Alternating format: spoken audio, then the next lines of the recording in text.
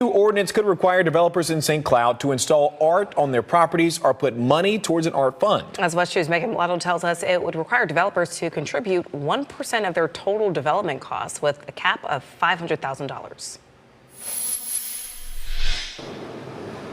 Officials with the city of St. Cloud are considering a new public art ordinance.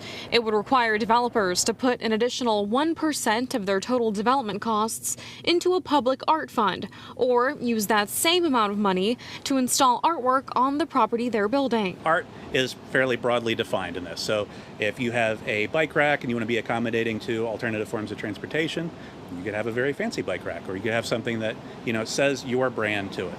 You could have upgrades to your light posts. If you're building a community, you could have upgraded to your mailboxes, those sorts of things. Could also be statues, could be paintings, murals, those sorts of things. The fee would be capped at $500,000. If developers choose to put their money into the fund, a dedicated committee will decide where and how it'll be spent.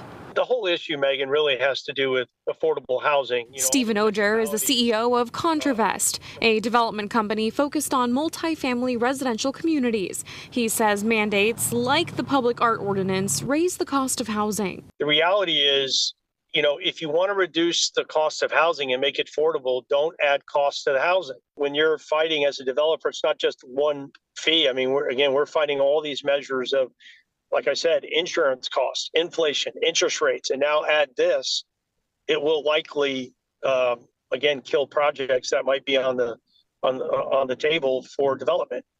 And the only way to reduce rent for residents is to increase competition.